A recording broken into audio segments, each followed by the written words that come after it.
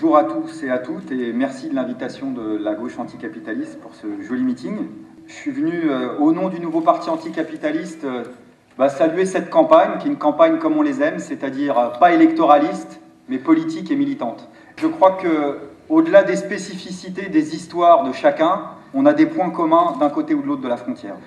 Par exemple, la semaine dernière, dans les médias en France, plutôt que de faire chaque jour un point sur les séquestrations de patrons faits par les ouvriers, on a le droit au feuilleton quotidien, peut-être que vous l'avez aussi, du divorce de Berlusconi en Italie.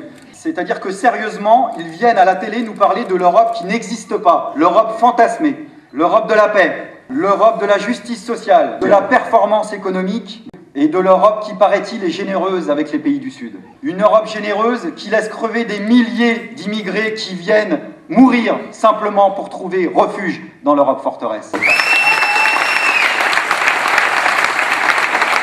L'Europe de la paix, c'est l'Europe de la guerre, en Irak, en Afghanistan, dans les conflits militaires en Afrique. C'est une Europe qui, quand elle ne fait pas la guerre elle-même, laisse la guerre à sa porte sans rien faire, notamment la guerre de Gaza, alors que l'Europe aurait dû faire pression de façon politique, économique et diplomatique pour imposer les résolutions internationales des droits palestiniens au gouvernement israélien. L'Europe de la performance économique, c'est l'Europe qui oublie qu'actuellement, il y a toute une série de pays qui sont au bord de la banqueroute. Ils annoncent eux-mêmes qu'il y aura 50% d'augmentation de chômeurs l'année prochaine dans toute l'Union européenne. La première réalité, c'est qu'on va les empêcher de ne pas discuter de la crise économique majeure du capitalisme dans toute l'Europe. Parce que contrairement à ce qu'ils disent, cette crise, elle est profonde et elle est durable. C'est pas simplement la crise du capitalisme financier. Ça vient des États-Unis directement. La vérité, camarades, c'est que cette crise, c'est une crise structurelle, globale, qui est une crise économique, sociale, énergétique et climatique actuellement.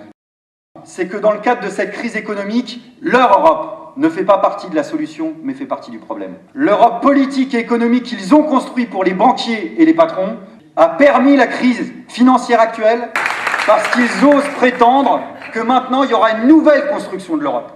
Cette fois-ci, c'est juré, c'est craché, elle sera sociale l'Europe. Sauf que leurs traités interdisent toute mesure sociale qui tende à niveler vers le haut l'harmonisation.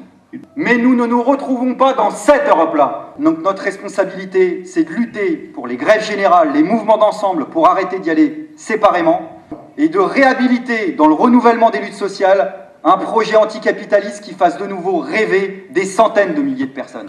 Et ici, comme en France, on va nous traiter d'utopistes, mais on est prêt à le revendiquer. Parce qu'il y en a plein qui nous disent « Vous êtes anticapitaliste, votre analyse est juste, mais vous êtes des doux rêveurs ».